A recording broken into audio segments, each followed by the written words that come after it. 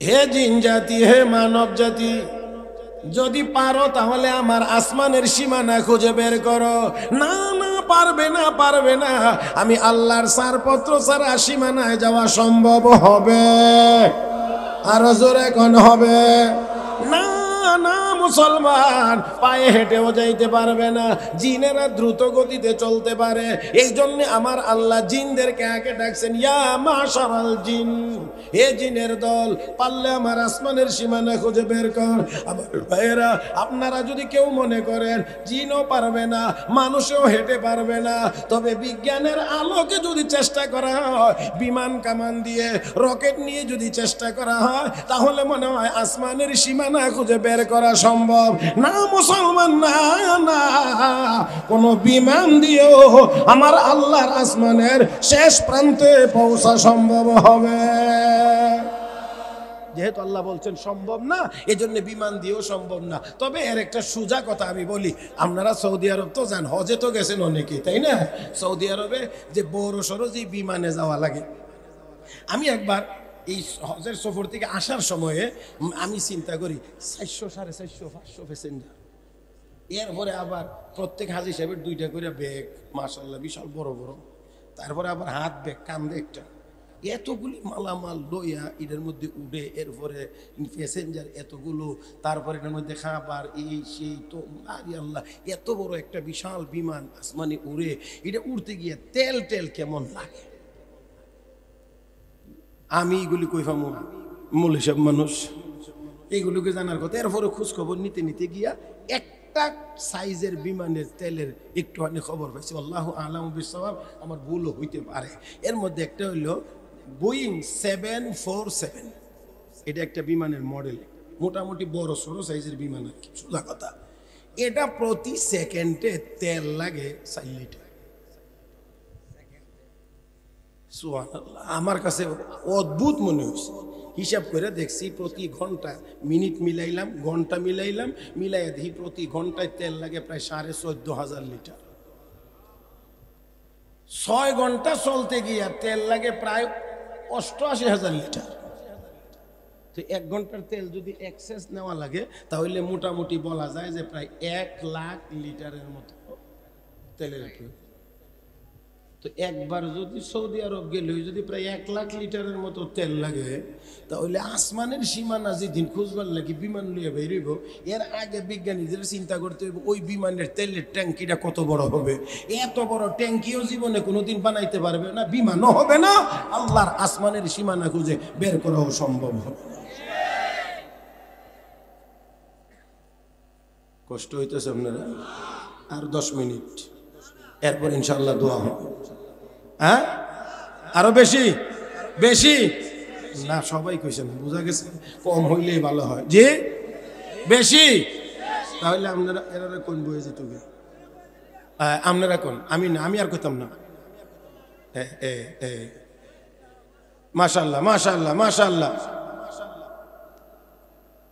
ভাই, ধান টান কিছু কাটা লাগছে নি? আরো পরে অগ্রহায়ণের ধান নাই? আছে কিছু না করে, কিছু আছে তো। এই ধান কাটার পরে ধান পরিষ্কার করবার লাগে এমনি বাতাসে ধরেন নি কিছু, বাতাসে ছাড়লে কোনটা কাছে থাকে আর কোনটা দূরে যায়, উড়াল দিয়া, উড়াল দিয়া দূরে যায় কোনটা? এটা মন 1,500 টাকা মন। হ্যাঁ, নাই, যেটার মধ্যে মাল নাই সেটাই উড়াল দিয়ে দূরে যায়, আর যেটা কাছে থাকে এটার ভিতরে কি আছে? কথা কয় না, কথা কয় না, কি আছে? চাউল আছে, চাউল আছে। আমার বেশির দরকার নাই, যারা আমার কাছে বসছেন, আমি মনে করি আজকের ধানের ভিতরে আপনাদের ভিতরে চাউল আছে। আল্লাহ বুঝার তৌফিক দান করুন। তাহলে আল্লাহ এত বড় আসমান বানাইছেন, একটু চিন্তা করেন, এই আসমানটার উপরে আরো 6টা আসমান আছে। কয়টা? এখন এই প্রথম যে আসমানটা, এটাও আমরা শুনলাম যে বিমান টিমান দিয়ে ওইটা সীমানা খুঁজে পাওয়া সম্ভব না। এটার উপরে যে আসমান আছে এটা কত বড় আপনারা সোজা বুঝবেন। একটা খেলার মাঠ, বিশাল বড় স্টেডিয়াম, এই স্টেডিয়ামের মাঝখানে যদি একটা ফুটবল রেখে দেন, তো মাঠের তুলনায় ফুটবলটা অনেক বড়। আমার কথা বুঝেন? তাহলে বুঝলে আর একটু ভালো করে কইেন। মাঠের মধ্যখানে যদি ফুটবল রেখে দেন, পুরা মাঠের তুলনায় ফুটবলটা যত ছোট, ফুটবলটার তুলনায় পুরা মাঠটা যত বড়, এই প্রথম আসমানের তুলনায় দ্বিতীয় আসমানটা তত বড়। এইভাবে 7 আসমান, সব কিছুর উপরে হলেও আমার আল্লাহর আরশে আজিম, ওয়াসিআ কুরসিয়ুহুস সামাওয়াতি ওয়াল আরদ, আসমান জমিন সব আমার আল্লাহর আরশে আজিমের বাউন্ডারির ভিতরে। আর একটু জোরে কর। এবার আপনারা চিন্তা করেন যে আল্লাহর আরশ কত বড়, আর সেই আরশে আজিম বহন করে 8 জন ফেরেশতা। কয়জন? 8 জন ফেরেশতা। ওয়াহমিলু আরশা রাব্বিকা ফাওকাহুম ইয়াওমাইযিন। এরপরে হাফেজ সাহেব কোন পরের অংশ? সামানিয়া। সামানিয়াতুন শব্দের অর্থ হলো 8। আল্লাহর আরশ 8 জন ফেরেশতা বহন করে। এই 8 জন ফেরেশতা আবার বৈশা বহন করে না, দাঁড়ায় আছে। দাঁড়ায় রইছে আবার শুকনার মধ্যে না, পানির মধ্যে, একটা সাগরের মধ্যে। যেই সাগরটার গভীরতা হলো আসমান থেকে জমিন যত নিচে, ওই সাগরের গভীরতা হলো ততটুকু পরিমাণ। সুবহানাল্লাহ, আরো আস্তে কর না। আসমান থেকে জমিন যত নিচে, যতটুকু নিচে, ওই সাগরের পানি থেকে মাটি তত নিচে।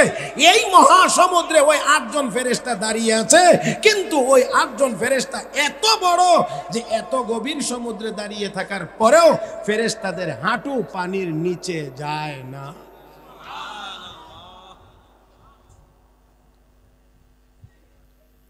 এই হলো এই ফেরেশতা সহ এই যে গোটা জগৎ, এই পুরা জগতের নিয়ন্ত্রণকারী কে? তাহলে এবার বলেন, আমাদেরকেও নিয়ন্ত্রণ করেন কে? আল্লাহ, আল্লাহ, আল্লাহ, আল্লাহ। ও মুসলমান, তাহলে এবার আসেন, আমি যে আয়াত তিলাওয়াত করেছি, আমি আগেই বলছি, আয়াতের আলোকে, কোরআন ও হাদিসের আলোকে, এই আয়াত কেন্দ্রিক আমি আপনাদেরকে কয়েকটি কথা বলবো। ওয়াকালা রাব্বুকুম, তোমাদের রব বলেছেন। আবারও বলছি, আমার আপনার রব কে? আল্লাহ। ও মুসলমান, আল্লাহ রাব্বুল আলামিন নিজেই বলেন, ওয়াকালা রাব্বুকুম, তোমাদের রব বলেছেন, উদউনি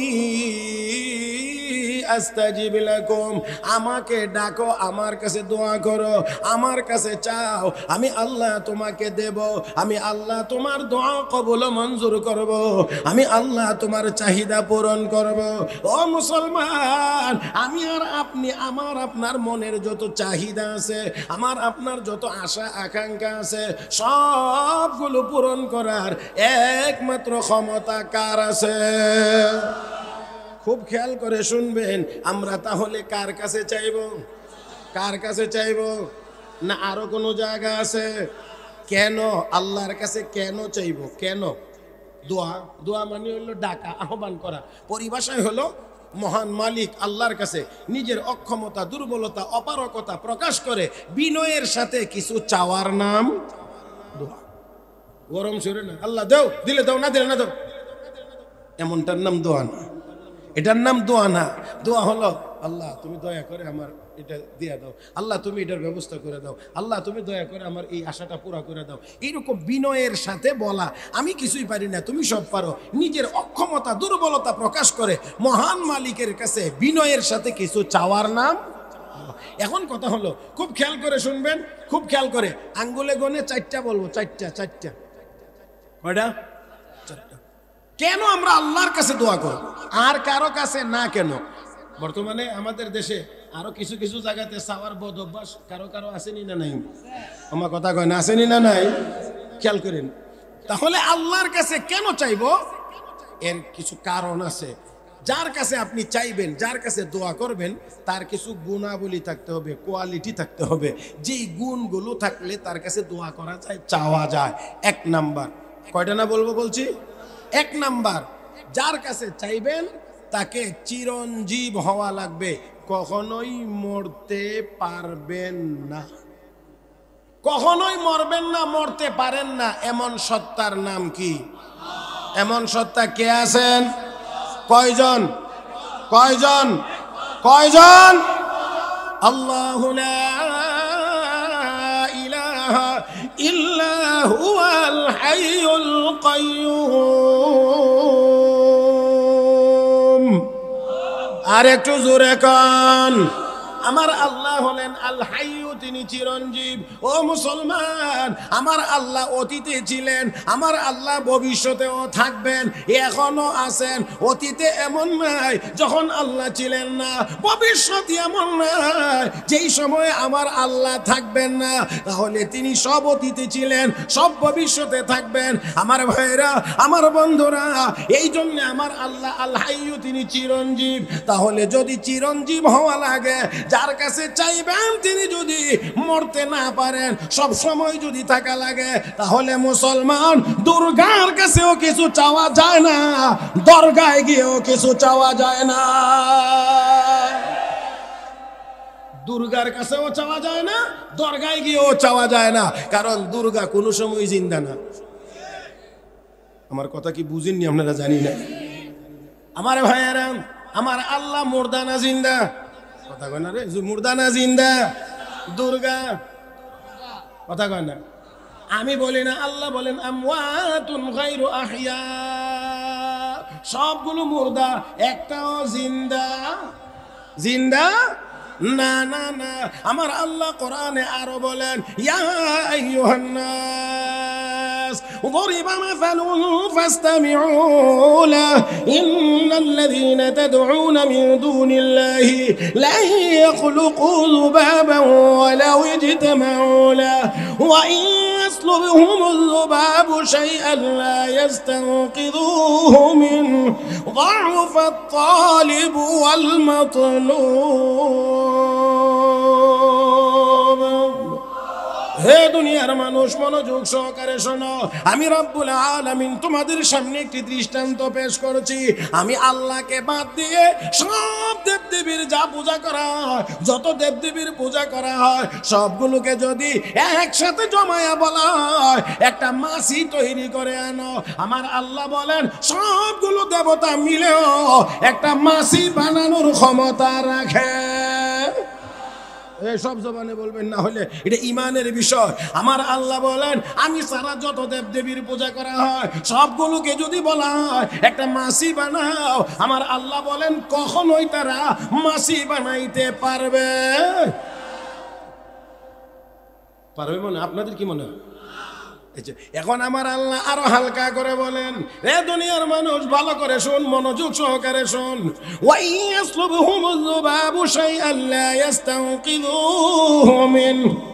শুধু মাছি বানাইতে পারবে না এমন না, তাদের সামনে দুধ, কলা, চিনা, মুড়ি দিয়ে রাখা হয় খাবারের জন্য। আমরা আল্লাহ তো খায় রে, কয় না কয় না। হে মুসলমান, হে মুসলমান, আমার আপনার আল্লাহ খায় না, আমার আল্লাহ খায় না। ও মুসলমান, তারা মনে করে তাদের দেবতা খায়, আসলে এটাও খায় না, খাইতে পারে না। তাদের সামনে দিয়ে রাখা হয়, মাছি এসে ওই খাবার হাইজেক করে নিয়ে যায়, কিন্তু দেবতা সবগুলো মিলেও মাছির কাছ থেকে তাদের খাবার রক্ষা করতে পারে না। হ্যাঁ, মাছি আইসে, মাছি কিন্তু চুরি করে না, মাছি কিন্তু ডাকাতি করে। কথা কয় না রে, বুঝলেন? আরে ডাকাতি করে, ডাকাতি করে, চুরি তো চুরি করে নিজের লুকায় রাখে, কেউ যেন না দেখে, নীরবে নীরবে নীরবে অন্ধকারে ডাকাতের ডাইরেক্ট করতে দে। তো মাছি যেই দেখতে যাইব দেখবেন আওয়াজ হবে, মাছি নীরবে যায় না, মাছি যাইব তো বেন বেন বেন বেন বুন বুন বুন বুন বুন বুন বুন বুন, তো বুন বুন করে যা, বুন বুন করে তার মাঝখানে গিয়া খাইয়া আসে। তার মানে হইলো আমি আইতেছি ফাললে ভিড়া, খাইয়া যাইতেছি ফাললে আটকা। তাহলে একটা মাছিকে আটকানোর মতো, মাছির হাত থেকে কলা বাঁচাইবার মতো ক্ষমতা যার নাই, সে কখনোই মাবুদ হইতে পারে না। জোরে জোরে জোরে জোরে। অতএব তার কাছে কিছু চাওয়া কয় না কয় না কয় না যাবে, তাহলে দুর্গার কাছে কিছু চাওয়া যাবে না। এবার দরগা না, ওই দেখো ডর আছে না, আমার ডর করে না, হ্যাঁ কোনো ডর নাই। তাহলে দরগায় গিয়েও কিছু চাওয়া যাবে না, কারণ দরগার বাবাও এখন জিন্দা। কয় না জিন্দা। না না না, ও মুসলমান, তার কাছে ও চাওয়া যাবে না। আমার ভাইয়ের, আমার বন্ধুরা, যেই সত্তা নিজেকে মৌতের হাত থেকে বাঁচাইতে পারে না, সেই সত্তার কাছে কোনো কিছু চাওয়া যায়। এত এত সহজ করে আমার আল্লাহ কোরআনে বর্ণনা করেছেন। এরপরে যদি কেউ বুঝে না, তাহলে বুঝতে হবে এ পুরা কহল্লা ছাড়া আর কিছুই হতে পারে না। সাইয়েদেনা ইব্রাহিম আলাইহিস সালাম, ইব্রাহিম আলাইহিস সালাম বুড়া হয়ে গেছে, সন্তান নেই, বয়স প্রায় 90 বছর, 86 বছর বয়স, সন্তানাদি নাই, কোনো কিছুই নাই। ইব্রাহিম নবী এত পাওয়ারফুল নবী, সৎ মর্যাদাশালী নবী। মুসলমান, আমার আপনার নবী সর্বশ্রেষ্ঠ। তারপরের মর্যাদার নবী হলেন ইব্রাহিম আলাইহিস সালাম, তারপরের মর্যাদার নবী মুসা আলাইহিস সালাম। তাহলে তার মানে নবীদের মধ্যে মর্যাদার দিক দিয়ে তিনি সেকেন্ড পজিশনে। সেই সেকেন্ড পজিশনের নবী এবার আল্লাহর কাছে দোয়া করে, রব্বি হাবলি মিনাস সালিহিন, আল্লাহ তুমি আমাকে নেক সন্তান দাও। তাহলে সন্তান কার কাছে চাইবেন? ওই দোয়া কার কাছে? দোয়া কার কাছে? কার কাছে? আল্লাহর কাছে। আল্লাহর কাছে পয়গম্বর হইয়া সন্তান চা আল্লাহর কাছে। আর আমরা অবুজের মতো আমরা গিয়ে চাই বিভিন্ন দরগা, বিভিন্ন দরবারে, বিভিন্ন মাজারে, বিভিন্ন শাহ, ল্যাংটা শাহ, উড়াইল্লা শাহ, কুরাইল্লা শাহ, বাবা গাঞ্জা শাহ, কলকি শাহ। কথা কয় না, কথা কয় না। রাগ করতেছেন মনে হইতেছে, কষ্ট হইতেছে না তো? 10 মিনিট গেছে কেন? হ্যাঁ, আচ্ছা আচ্ছা, দেখা যাক এখন থেকে আরো 10 মিনিট হইলে অসুবিধা হবে না তো? আল্লাহ আমাদের সবাইকে কবুল করুন, আরো জোরে কেন আমিন। মুহতারাম হাজরিন, তাহলে আসুন, চাইবার জায়গা কোনটা? আরো জোরে কান। এবারে আসেন আরো দেখি আরো কোন নবীর কথা কোরআনে আছে কিনা। পয়গম্বরের নাম হযরত জাকারিয়া আলাইহিস সালাম, আসেনি কোরআন শরীফে এই নামে? হ্যাঁ, আচ্ছা, জাকারিয়া আলাইহিস সালাম উনিও বুড়া হয়ে গেছেন। শুধু বুড়া না, ওনার বুড়া যে হইছে ওটার বর্ণনা দিতে গিয়ে উনি বলছেন, আল্লাহ রব্বি ইন্নী ওয়াহানাল আযমু মিন্নি ওয়াশতাআলার রাসু শাইবা, আল্লাহ আমার আড্ডির ভিতরের মগজ শুকায় গেছে গা, মাথার চুল সব পেকে। এই জোর সার দোকানদারি আমার সাথে চলে না, জান, এই কাপটাপ আমরা দেখেন না একদম না। আমি মাঝখানে, শ্রোতা আর আমি, এই দুইয়ের মাঝখানে আর কিছুই আমি সহ্য করি না, বাস। আলহামদুলিল্লাহ 10-12 বছরের ভিতরে কোনো বয়ানে চা খাইছি বলে মনে পড়ে না। আলহামদুলিল্লাহ আল্লাহ আমাকে চালায়। আজকে এই মুহূর্তে আমি 3 নম্বর মাহফিলে বয়ান করতেছি। প্রথমে করছি শুইলপুর তাফসিরে, তারপরে গেছি আশুগঞ্জ, তারপরে এখানে। আল্লাহ যদি মর্জি হয় আল্লাহর, আপনারা দোয়া করেন। এখানে প্রোগ্রাম শেষ করে রওনা ইনশাআল্লাহ যাব চট্টগ্রাম। জুমার আগে বয়ান করবো নাজিরহাট বড় মাদ্রাসা, ওইখান থেকে বয়ান শেষ করে তারপরে ঢাকা যাব ইনশাআল্লাহ। ওইখানে গিয়ে 2 মাহফিলে বয়ান করবো রাত্রে। কিন্তু আমার একটু কষ্ট আছে আজকে, এটা আজকে বলবো না, যদি আবার কোনো দিন আসার সুযোগ হয় তখন বলবো। আজকে শুধু আপনাদের সাথে একটা সুসম্পর্ক হওয়া দরকার, এই জন্যে আজকে আপনারা কষ্ট পাবেন এমন কোনো কথা যাব না, বলবো না। মুহতারাম হাজরিন, আসুন, কি বলছিলাম জানি? জাকারিয়া আলাইহিস সালাম, আল্লাহ আমার চুলগুলি সাদা হয়ে গেছে গা, আমার হাড্ডির ভিতরের মগজ শুদ্ধ শুকিয়ে গেছে গা, আল্লাহ আমার তো কোনো কিছু নাই, রব্বি লা তাযারনি ফারদা ওয়া আনতা খায়রুল ওয়ারিসিন, আল্লাহ আমাকে নেক সন্তান দাও, আল্লাহ আমাকে সন্তান দাও। এরপরে দেখেন আরো দোয়া করেছেন। হযরত মারিয়াম আলাইহিস সালামের নাম শুনছেন? হযরত মারিয়াম ছিলেন, হযরত জাকারিয়া আলাইহিস সালাম ছিলেন হযরত মারিয়ামের খালু। তাহলে হযরত মারিয়াম ছিলেন ওনার ভাইরা অথবা শালি বা জেডাইশের মেয়ে, নাকি এরকমই তো? নাকি ভুল কইছি? এরকম। তো হযরত মারিয়ামকে যখন লালন পালনের জন্য মান্যত অনুযায়ী বাইতুল মুকাদ্দাসের ওই রুমের মধ্যে নিয়ে রেখে দেওয়া হয়েছে, তখন জাকারিয়া আলাইহিস সালাম বাইতুল মুকাদ্দাসের ইমাম। ওনার জন্য যে নির্দিষ্ট জায়গা আছে, ওই জায়গায় উনি হযরত মারিয়ামকে রেখে দিনের দাওয়াতের কাজে বাইরে যান। ঘুরে এসে দেখে দরজা বন্ধ, ঠিক আছে, দরজা বন্ধ ঠিক আছে, কিন্তু ঘরের ভিতরে, রুমের ভিতরে আনসিজনের ফল মরিয়মের কাছে দেখা। আপনারা কি আমার কথা বুঝছেন? যেমন ধরেন আপাতত বাগানে এখন কাঁঠাল নাই, কোনো গাছে কাঁঠাল এখন নাই, কিন্তু মরিয়মের কাছে কাঁঠাল আছে। এখন বাগানে লিচু নাই, কিন্তু মরিয়মের কাছে লিচু আছে। আমি বলছি না তো, কোরআন আল্লাহ নিজে বলছে। বলবো আয়াত? হ্যাঁ, না অসুবিধা হবে? আমি আগেই বলছি, আমি মাফ করবেন, আমি সঙ্গীত পারি না। তবে দেখেন কোরআনের আয়াতে আল্লাহ কি বলেন। كلما دخل عليها زكريا المحراب وجد عندها رزقا قال يا مريم أنى لك هذا قالت هو من عند الله إن الله يرزق من يشاء بغير حساب যখনই জাকারিয়া আলাইহিস সালাম দরজা খুলে ভিতরে যান, কুল্লামা যখনই তিনি প্রবেশ করেন ওই মেহরাবে, ওই হুজরায়, ওয়াজাদা ইনদাহা রিজকা, তার কাছে এই রিজিক পায়, আন সিজনের ফল, আন মৌসুমের ফল। قال يا مريم أنى لك هذا, হে মারিয়াম এই ফলগুলো কিভাবে তোমার কাছে আসলো? মারিয়াম জবাব দিয়ে বলেন, হুয়া মিন ইনদিল্লাহ, হুয়া মিন ইনদিল্লাহ। ও খালু পয়গম্বর জাকারিয়া, দুনিয়ার কারো দেওয়া না, কোনো বাগানেরও না, আমার রিজিক হিসাবে আল্লাহর পক্ষ থেকে পাঠানো হয়েছে। আল্লাহর পক্ষ থেকে আমার জন্য এই ফল আসছে রিজিক হিসাবে। আমি আর আমনি হইলে তো, এই যুগের মানুষ হইলে এমনি বিড়ির হাওয়া উঠতে হয়ে গেল, হইলে বলে তুমি ওই উষা নেশা দেখলো, লাল নিশান উড়াইয়া দে, মোমবাতি জ্বালাইয়া দে, আর একদল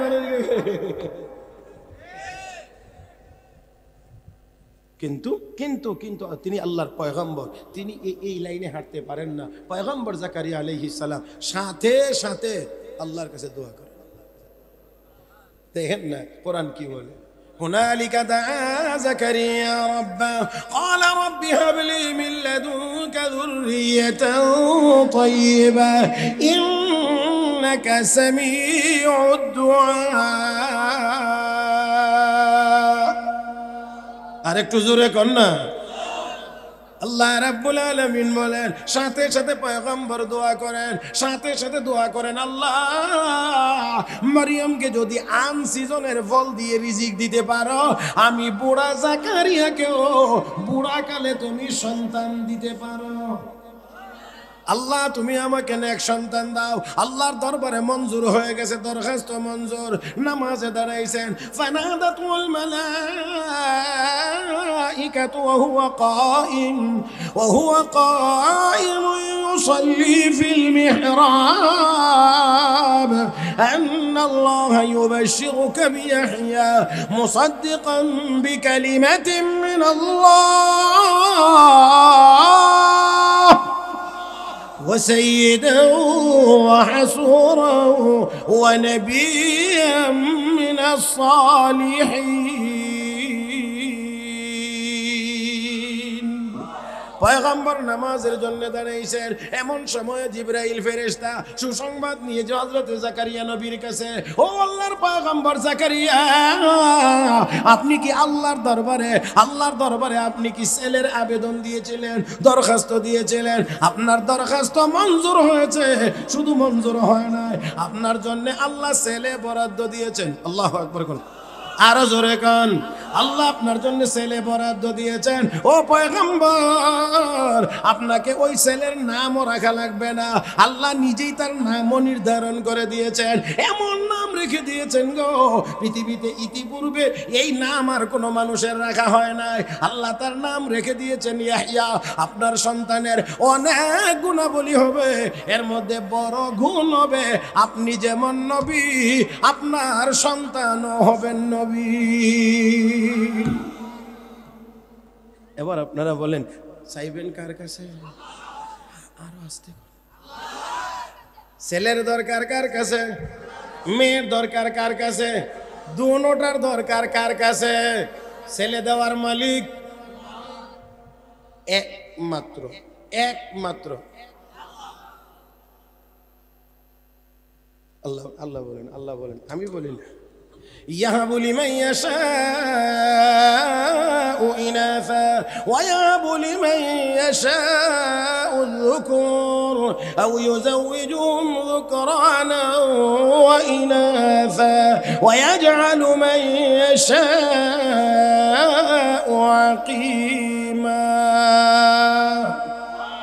আল্লাহ কো যারে ইচ্ছা শুধু কন্যা সন্তান দেই, যারে ইচ্ছা শুধু ছেলে সন্তান দেই, যারে ইচ্ছা ছেলে মেয়ে মিলাইয়া দেই, যারে ইচ্ছা হয় না দেই না। কয় না কয় না কয় না। হ্যাঁ, তাহলে দেওয়া না দেওয়ার মালিক আল্লাহ। আমার আল্লাহ, আমার আল্লাহ যা দিবার ইচ্ছা তাই দিবে। এখন আবার তো আবার একটা ব্যাপার আছে না হুজুর, এখন তো আমরা ফিরে এলাই বন্ধ, কারণ সাইনবোর্ড তো আগে ছিল ছেলে হোক মেয়ে হোক দুইটাই যথেষ্ট।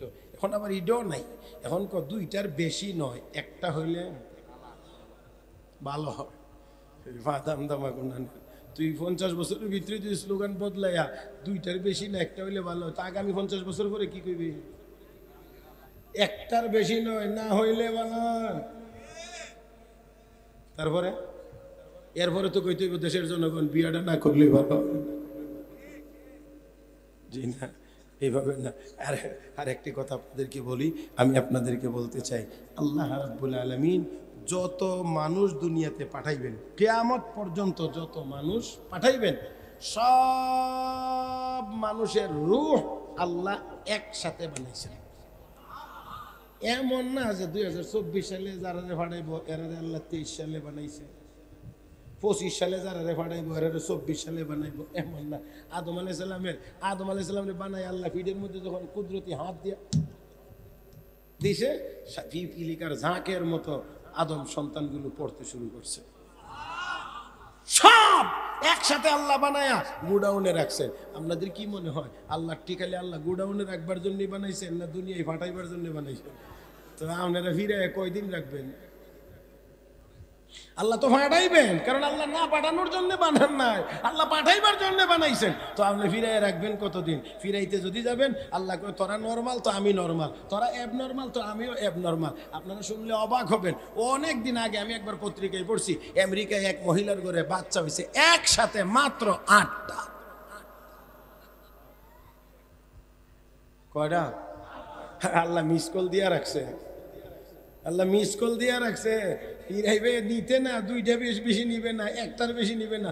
একটা যখন নিবে আমার গোডাউন তো খালি করতে হইব, তখন কয়টা করে দিব? ডানো আর রেড কাউ আর নিডু কিনতে কিনতে বেহুশ হয়ে যাবে। কথা কয় না মুহতারাম হাজরিন, কারণ আমার আল্লাহ গোডাউনে রাখার জন্য বানান নাই, সব দুনিয়াতে পাঠানোর জন্য। 1 সেকেন্ডের জন্য হইলো আমার আল্লাহ পাঠাইবেন। অতএব বিশ্ব নবী 1500 বছর আগে সেজন্য বলেছেন, মা মিন নাসামাতিন কাইনাতিন ইল্লা ওয়াহিয়া কাইনা। যত সন্তান হইবার এটা তো আল্লাহ করবেনই, হবেই। তুমি যতই পদ্ধতি অবলম্বন করো না কেন, আল্লাহ কই এমনে যাইবে না হেমনে যাইবে, কেমনে যাইবে এটা তো আমি ভালো জানি। তো যেমনেই যাবে, ক্ষমতা আমার চেয়ে তো তোর বেশি না, ক্ষমতা আমার চেয়ে তোর বেশি না। অতএব ফিরানোর কোনো ব্যবস্থা বাকি নিজেরার বিপদ নিজেরা ডেকে আনি, নিজেরার বিপদ নিজেরা ডেকে আনি। যাক, সেই দিকে নয়, আসুন মুসলমান, কষ্ট হয়ে যাইতেছে বেশি। ইনশাআল্লাহ ইনশাআল্লাহ ইনশাআল্লাহ 11:30 দোয়া হয়ে যাবে। ঘড়ি দেখেন দেখেন দেখেন, ঘড়ি দেখেন আর কয় মিনিট আছে? হ্যাঁ, আর 12 মিনিট। মঞ্জুর না? কয় না, আর 12 মিনিট। আপনারা কি কন না এখনই দোয়া? হ্যাঁ, মাশাআল্লাহ মাশাআল্লাহ, হুজুর আইতেছে অতক্ষণে মাত্র। আসেন আসেন আসেন, আমনে সম্মানে আরো 12 মিনিট। আইন আল্লাহ, এত কম সময় ওয়াজ আমি করিনি আলহামদুলিল্লাহ। এখনো ওয়াজ বেশি দিন হয়েছে না করি, যে মাত্র 31 বছর হয়েছে। হ্যাঁ, আমার মিতা আছে না আপনার এলাকা? আমার কথা কেনা কি নাম? ও কাছে মিশন না, ওনারে একটু জিগায় বলে আপনার মিতা ওয়াজ করে কয়দিন ধরে। আমার সাথে অত্যন্ত ভালো সম্পর্ক, যদিও দেখা সাক্ষাৎ বা কথাবার্তা কম হয়, কিন্তু আলহামদুলিল্লাহ সম্পর্ক অনেক ভালো। আর ভালো না থাকার উপায় কি? হ্যাঁ, আমরা তো একই পরিবারের সন্তান। কথা কন না কেন? কাজেই ভালো তো অবশ্যই থাকবে। আল্লাহ ওনার হায়াতে বরকত দান করুক। তো এত কম সময় ওয়াজ আমার করার অভ্যাস নাই। আপনারা এই ছোট মানুষের মতো চকলেট দিমু দিমু করতে করতে এখন ওয়াজ শোনাইতে আছি। আমার জীবনে একবার ওয়াজ শুরু করছিলাম খুব সম্ভবত 8টায়, আর মোনাজাত সহ শেষ করছিলাম 1:30টায়।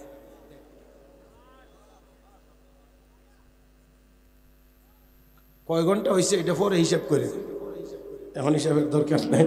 তবে এখন না, এখন তো একটা বয়স তো অবশ্যই হয়েছে আলহামদুলিল্লাহ। তো এখন না, কিন্তু তারপরও আমি এত কম সময় নিয়ে আবার এইভাবে না, ওই 10 মিনিট 12 মিনিট, এটা হলো শুধুমাত্র আপনারা যেন বেশি বিরক্ত না হন। অল্প অল্প করে দিলে একটু বেশি খাওয়ানো যায়, কথা ঠিক না? আর একবারে যদি এতটি বাত নিয়ে একজনকে কন্যা, আর যদি এক মুঠ ঠিক আছে, আবার গেছে দেখুন এনি না আধা মুঠ দেখবেন নিব।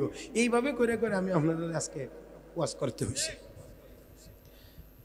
আপনাদের এই আশা, আপনাদের এই বসা আল্লাহ কবুল করুন। 2 দিন ব্যাপী এই মাহফিলকে আল্লাহ কবুল করুন। ভবিষ্যতে আল্লাহ যেন এই মাহফিলকে আরো সুন্দর করে, আরো বিজ্ঞ উলামা একরামকে আনার মাধ্যমে মাহফিল যেন এই যুবকরা আয়োজন করতে পারে। আল্লাহ যেন তাদেরকে তৌফিক দান করেন। জোরে জোরে বলি আমিন। মুহতারাম হাজিরিন, তাহলে সন্তান কার কাছে? না কার কাছে? ছেলে হইলেও কার কাছে, মেয়ে হইলেও কার কাছে, দুটোটা মিলাইয়া চাইলেও কার কাছে? আল্লাহর কাছে।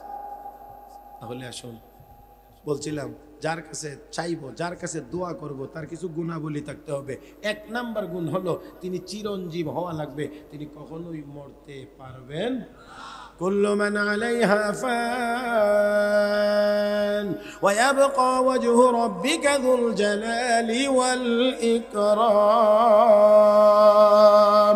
ফাবিআইয়ি আলাই রাব্বিকুমা তুকাযযিবান।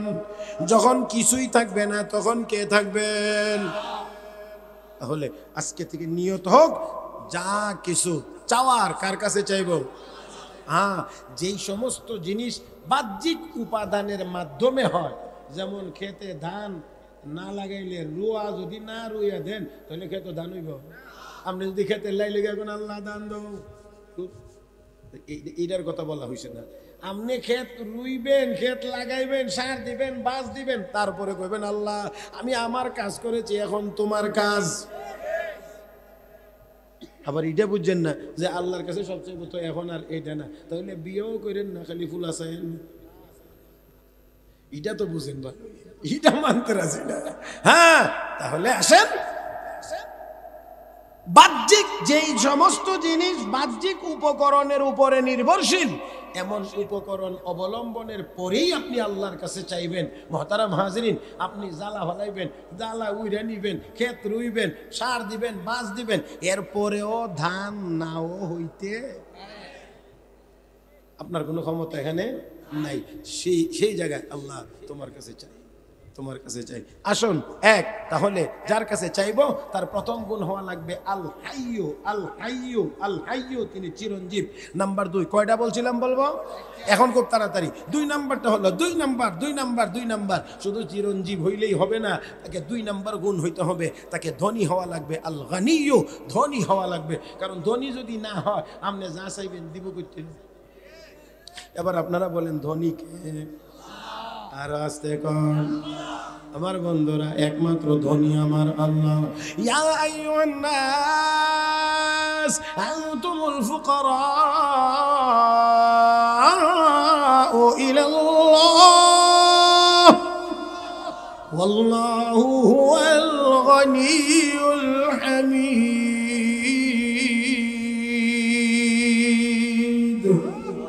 আল্লাহ গো, দুনিয়ার মানুষ সব তারা মিসকিন ফকিরের দল, একমাত্র ধনী আমি।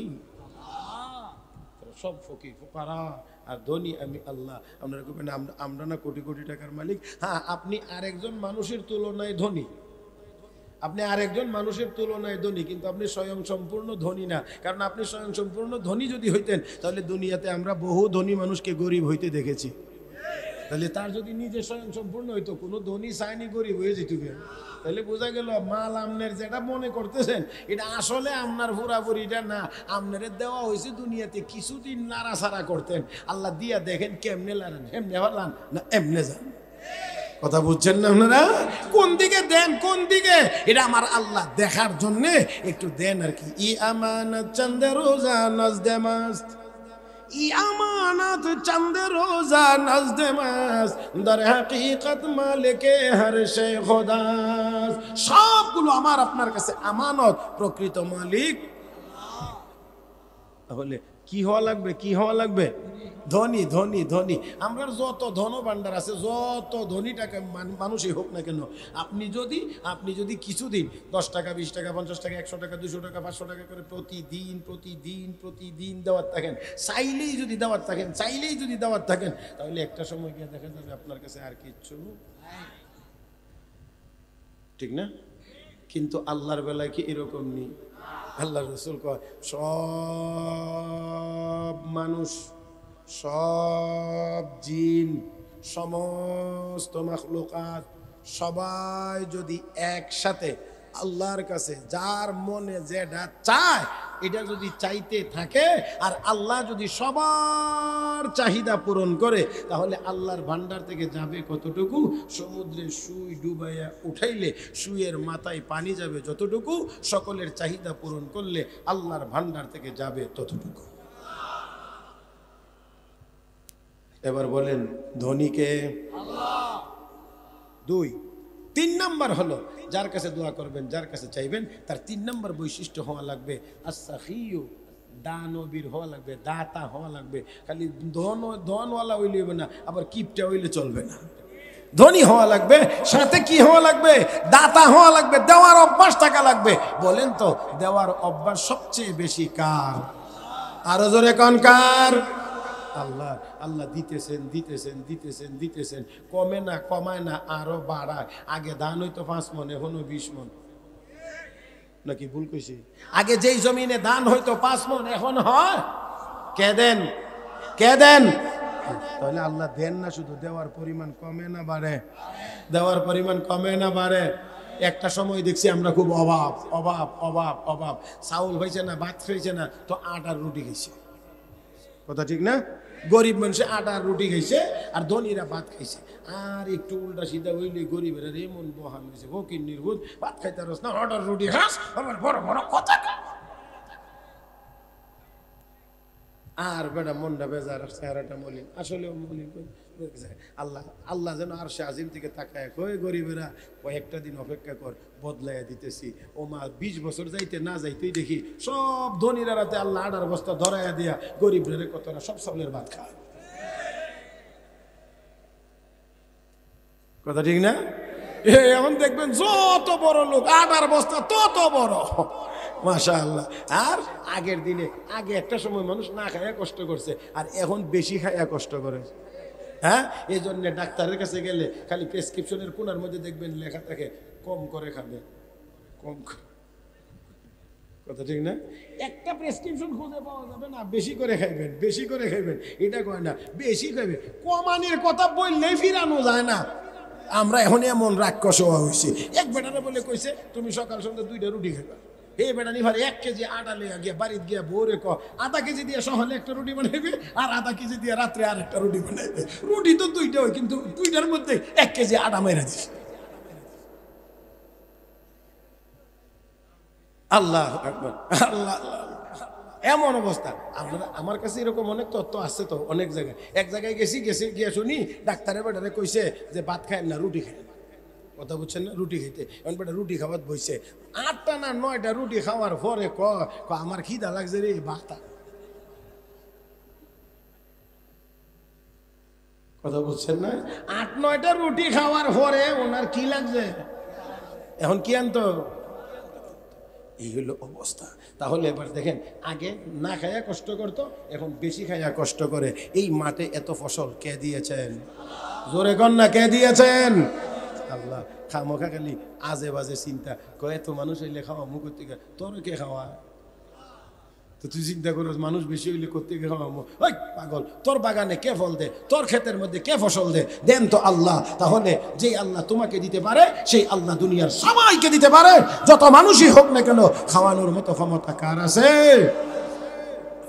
কটা গেছে তিনটা বলছি না সময় যেহেতু কম এই জন্যে সংক্ষেপে বলছি তাহলে 1 নাম্বার আল হাইয়ু তিনি চিরঞ্জীব হওয়া লাগবে 2 নাম্বার আল গানিয়ু ধনী হওয়া লাগবে 3 নাম্বার আস সাখিয়ু দাতা হওয়া লাগবে 4 নাম্বার হলো আস সামিউ আপনি যা বলবেন উনি শুনবার মতো যোগ্যতাওয়ালা হতে হবে এবং বুঝবার মতো যোগ্যতাওয়ালা হতে হবে হ্যাঁ এবার বলেন এমন যোগ্যতাওয়ালা কে আছেন আসতে বললেও কে শুনেন ওই জোরে করেন আসতে বললেও কে শুনেন বাংলায় বললেও কে বুঝেন ইংরেজিতে বললে উর্দুতে বললে আরবিতে বললে এই বছর এই যে গেল বছরে হজে 27 লাখ হাজি ছিল 27 লাখ ও মুসলমান আরাফার মাঠে সব হাজি এক টাইমে এক সময়ে এক জায়গায় আরাফার দিন আরাফা যেদিন আরাফা এদিন কোনো হাজি আর বাহিরে থাকতে চাইলেও পারবে না পুলিশে যদি দেখে যে হেরামের কাপড় গায়ে আছে তো দণ্ডটা বাইরে হইলো আরাফার মাঠের ভিতরে নিয়ে ডুবাইব তার কারণ হইলো আরাফা না পাইলে হজ পাবে না কথা বুঝছেন না এই জন্যে আপনি আরাফার দিনে আরাফার টাইমে কোনো হাজি আরাফার সীমানার বাহিরে থাকবে না থাকতে পারবে না মুমূর্ষ রোগী হইলেও অ্যাম্বুলেন্সে করে এমনকি এয়ার অ্যাম্বুলেন্সে কইরা হলেও ওই রোগীকে আরাফার মাটিতে নিয়ে কিছুক্ষণের জন্য নামায়া তারপরে তার হজ ঠিক রাখবে সৌদি সরকার যদি এমন দরকার হয় তাহলে সব হাজি 27 লাখ হাজি এবার গেছে আমার বন্ধুরা 27 লাখ হাজি সবাই বাংলায় কথা বলে না রে সবাই ইংরেজিতে বলে সবাই উর্দুতে বলে তাহলে টাইম তো 9 জিলহজ দুপুরবেলা মাথার উপর থেকে সূর্যটা একটু পশ্চিম দিকে যাওয়ার সাথে সাথে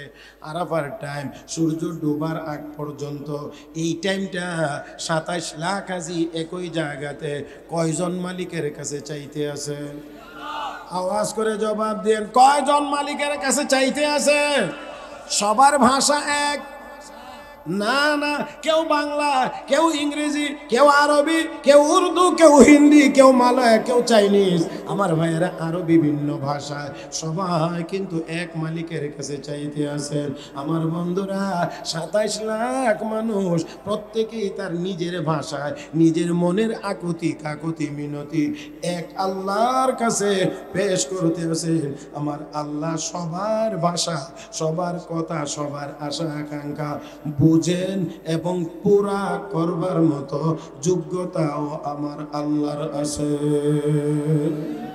ও মুসলমান সবাই চায় আল্লাহ রাব্বুল আলামিনের কাছে আল্লাহ সবাইটাই পুরা করেন সর্বশেষ কথা হযরত ইউনূস আলাইহিস সালাম কিছুদিন কোথায় ছিলেন আল্লাহ জানা আছে আলহামদুলিল্লাহ ইউনূস আলাইহিস সালাম কিছুদিন কোথায় ছিলেন মাছের পেটের ভিতরে আমার বন্ধুরা মাছ কোথায় ছিল ওয়াদান্নুন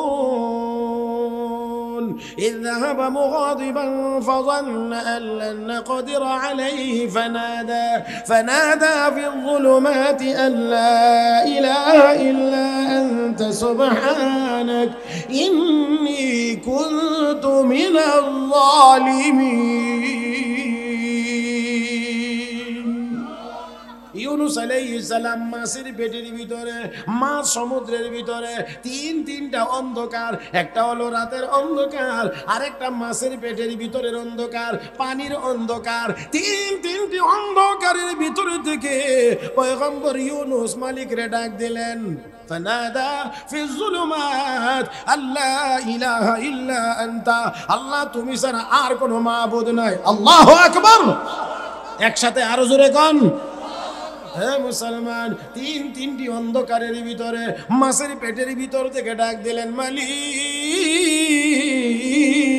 তুমি ছাড়া আর কোনো মাবুদ নাই। আল্লাহ তুমি পবিত্র, আমি ভুল করেছি। আল্লাহ রাব্বুল আলামিন বলেন ফাস্তাজাবনা লাহু, আমি ইউনূসের ডাকে সাড়া দিলাম, তার দোয়া কবুল করলাম। আয়াতের ভিতরে আল্লাহ বলেন ওয়াকালা রাব্বুকুম উদউনি আস্তাজিব লাকুম, বান্দা আমার কাছে দোয়া কর, আমি আল্লাহ তোর দোয়া কবুল করব, তোর ডাকে আমি সাড়া দেব। ইউনূস পয়গম্বর ডাক দিয়েছেন পানির ভিতরে, মাছের পেটের ভিতর থেকে।